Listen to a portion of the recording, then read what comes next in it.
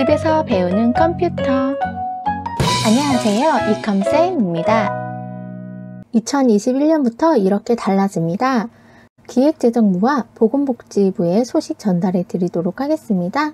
자, 첫 번째로 기획재정부입니다. 2021년부터 이렇게 달라집니다.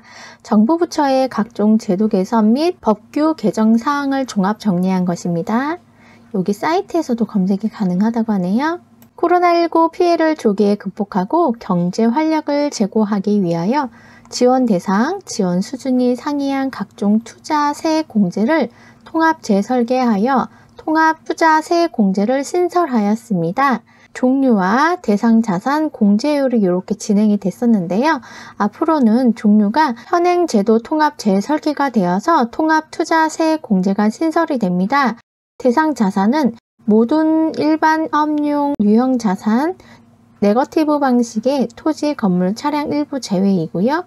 공제율은 기본 공제율 플러스 추가 공제 신설한다고 합니다. 금융권의 금융소비자 권익에 관한 사항을 통합 규율하는 금융소비자보호법 2020년 3월 24일에 제정이 되었고요. 21년 3월 25일부터 시행이 됩니다. 금융소비자보호법 시행입니다. 기존에는 일부 금융상품에만 6대 판매 원칙을 적용해 왔습니다. 하지만 바뀌어서 21년 3월부터 모든 금융상품에 대해 6대 판매 원칙을 적용하여 소비자보호 공백을 해소하는 금융소비자보호법이 시행이 됩니다. 2020년 고등학교 2, 3학년 대상으로 시행 중인 고등학교 무상교육이 2021년에는 고등학교 1학년, 2학년, 3학년 대상으로 전면 확대 시행됩니다. 아이돌봄 서비스 이용 가정의 비용 부담을 완화하기 위하여 정부 지원을 확대하였습니다. 이전에는 720시간으로 정부 지원 비율이 85%였는데 2021년 1월부터는 정부 지원 시간이 840시간으로 증가가 되고 정부 지원 비율도 최대 90%까지 지원이 된다고 합니다. 스마트폰을 이용하여 증명서 신청 발급 제출이 가능한 모바일 전자증명서가 주민등록 등초본 등 13종에서 소득금액증명, 장애인증명서 등 100종으로 대폭 확대가 됩니다. 모바일 전자증명서 발급 확대가 13종에서 100종으로 이렇게 확대가 됩니다. 그래서 21년부터 모바일 전자증명서 발급을 확대하여 비대면 민원 서비스 활성화 및 종이 서류 감축을 추진한다고 합니다.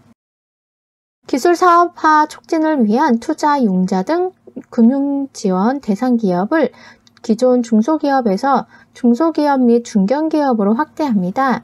2021년 1월 21일부터 시행을 하고요.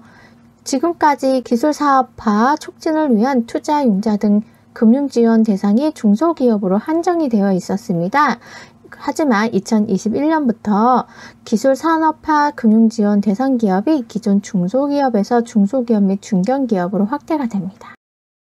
국내 복귀 기업의 안정적인 생산 기반 확보를 위해 항만 배후단지 입주 대상 업종을 국내 복귀 기업으로 확대합니다. 종전에는 국외 생산, 판매를 하던 국내 복귀 기업은 국내 실적이 없어 항만 배후단지 입주를 할 수가 없었습니다. 21년부터는 국내 복귀 기업의 생산 기반 확보를 위해 항만 배후단지 입주 지원을 확대를 합니다. 어르신들의 생활 안정을 위하여 기초연금 수급액을 소득 하위 70%에게 월 최대 30만원 지급하게 됩니다. 20년도에는 소득 하위 40% 이하에게만 월 최대 30만원을 지급을 하였지요. 21년부터는 소득 하위 70% 이하에게 월 최대 30만원을 지급하도록 변경이 됩니다.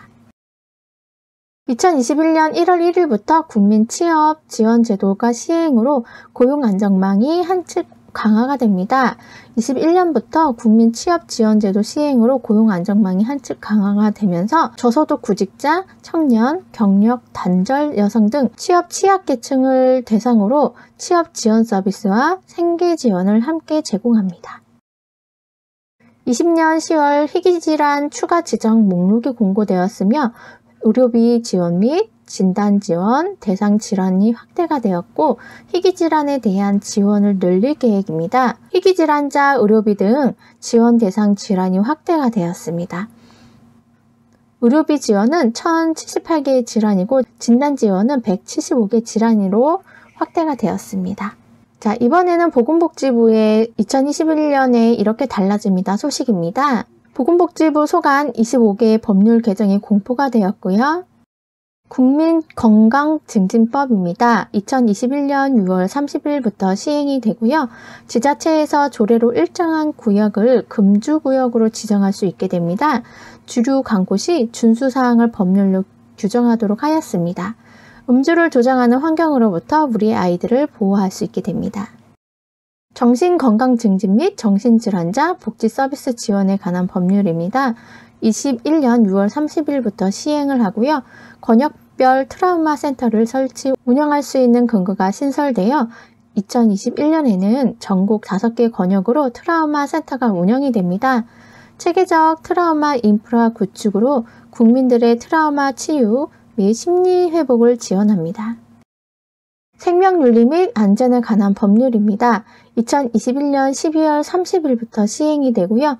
유전자 치료에 관한 연구의 허용 범위를 확대하고 소비자 직접 의뢰, 유전자 검사 기관에 대한 인증제를 도입합니다. 국민들의 건강을 지키는 유전자 치료제 개발과 건전한 DTC 유전자 검사 서비스의 정착에 기여합니다. 사회보장급여의 이용 제공 및 수급권자 발굴에 관한 법률입니다. 2021년 9월 1일부터 시행이 되고요. 국민들에게 선제적으로 사회보장급여를 안내할 수 있도록 맞춤형 급여 안내제도를 도입합니다. 국민들의 복지 수요에 선제적으로 대응하고 급여의 신청, 조사 과정이 효율적으로 개편됩니다. 아동복지법입니다. 시행일은 즉각분리 21년 3월 30일이고요. 사례관리는 21년 6월 30일부터 시작한다고 합니다. 아동학대가 의심되는 경우 아동을 즉시 분리보호할 수 있는 즉각분리제도가 도입됩니다. 정당한 사유 없이 아동학대 사례관리를 거부한 경우 과태료 300만 원 이하가 부과됩니다. 아동학대로부터 아동을 신속하고 안전하게 보호할 수 있도록 국가의 책임이 더욱 강화됩니다.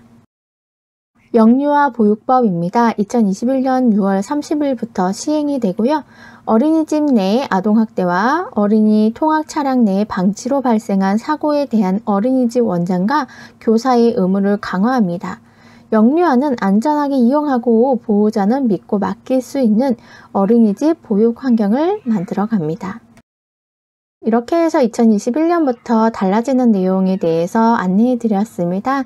또 새로운 소식이 올라오는 대로 전달해 드리도록 하겠습니다.